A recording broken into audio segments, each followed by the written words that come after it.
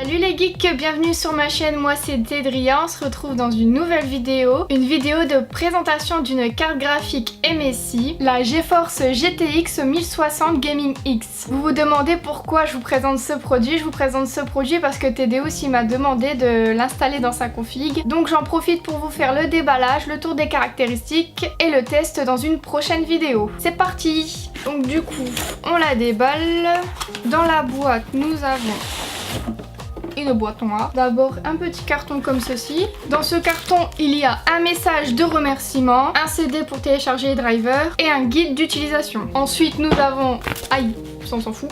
Et puis pour terminer nous avons la carte graphique emballée dans un papier antistatique. Tadam! Putain elle est trop belle. Ah elle est magnifique hein. Je sais pas ce que vous en pensez mais moi je la trouve trop belle. Ouais elle est super belle. Donc à première vue c'est une carte graphique noire et rouge. Elle possède deux ventilos. Remarquez les deux logos du dragon MSI au centre de ces deux ventilos. On peut voir des griffes sur les côtés d'un des deux ventilos. Je pense que ça s'illumine. On verra tout ça après. Ensuite on peut voir sur la black plate derrière des petites aérations. Ça c'est vraiment cool l'idée d'avoir fait des aérations à ce niveau là. Et on retrouve également le logo. Yuki! N'ayez jamais de chat. Jamais. Donc on va passer aux caractéristiques, le truc un peu moins cool de la vidéo, mais bon, présenter une carte graphique sans dire ce qu'elle a dans le ventre, ça sert un petit peu à rien. Donc il faut savoir que pour que vous puissiez mettre cette carte graphique dans votre PC, il vous faut au moins un port PCI Express x16, 400 watts en alimentation, sachant que c'est le minimum, mais je vous conseille au moins 500 watts. Il vous faut un disque dur minimum de 350 mégabits. On vous dit qu'il faut au moins 4 Go de RAM, moi je vous conseille fortement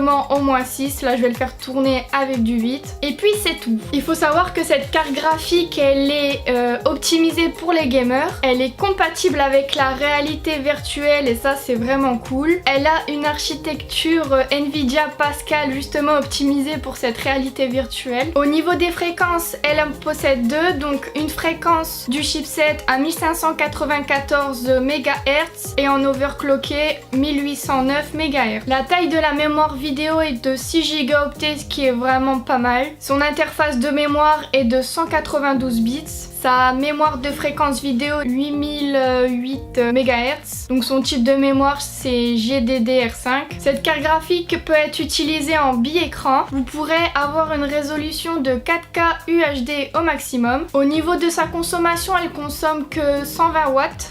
Qui est très peu. Au niveau de la connectique, elle possède un HDMI femelle, un DVI femelle et 3 DisplayPort femelles. Son connecteur d'alimentation, c'est un port PCI Express 8 broches. Elle possède un type de refroidissement actif. Les deux ventilos sont des Twin Force, c'est-à-dire qu'ils sont totalement silencieux. Ils possèdent la technologie MSI TorX 2.0 Fan. Il faut savoir que cette technologie sert à optimiser la carte lorsqu'elle est sollicitée à 100%, tout en ayant un bon refroidissement. Et cette carte elle possède des LED, on peut les voir ici, ça fait comme des petites griffes tout autour du ventilo. Et je pense également que le logo ici MSI s'illumine lorsque la carte est allumée. De toute manière ce qu'on va faire c'est qu'on va installer la carte dans le PC de Ted et puis on va allumer tout ça. Donc on peut voir que la carte graphique elle prend seulement 2 espaces, donc il ne faut pas oublier de retirer les grilles dans son boîtier. N'oubliez pas non plus d'enlever le cache du port PCI. Donc il faut savoir que la carte graphique elle se met comme ça de ce sens. Donc il vous suffit simplement de l'insérer dans la carte mère. Une fois la carte insérée, on va pouvoir remettre les deux petites vis ici qui vont permettre de maintenir la carte graphique.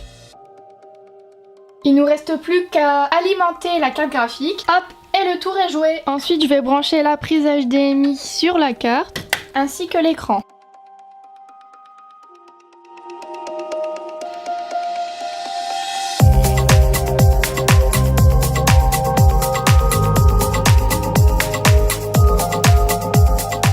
Avoir installé la carte graphique donc dans le PC de Ted, j'ai tout de suite téléchargé le logiciel Gaming App. Il m'a fallu créer un compte sur le site d'MSI pour pouvoir ouvrir ce logiciel. Ça je trouve que c'est un point négatif. On pourrait passer cette étape pour un logiciel quoi, enfin faut pas non plus abuser. Et donc après m'avoir inscrit sur ce site, j'ai tout de suite voulu changer la couleur des LED pour voir quelle LED on pouvait changer. Donc on peut seulement changer, comme vous pouvez le voir ici, la couleur du logo MSI qui était normalement blanc. Je l'ai mis en violet désolée mais je pense pas que vous pourrez voir quelque chose sur la vidéo, on voit juste le logo qui scintille. On peut également régler des petits effets plutôt sympathiques grâce à ce logiciel. On peut aussi régler la vitesse des ventilos, choisir un mode silencieux, gaming, activer la VR ou non. J'ai voulu tester le mode boosté de la carte graphique. Bon, c'est pas non plus un bruit gênant, mais bon, ça fait quand même une différence quand la carte elle n'est pas boostée. Faut savoir que par rapport à ses performances, pour moi c'est vraiment une bonne carte graphique que je vous recommande. D'ailleurs, j'aimerais bien vous faire un test sur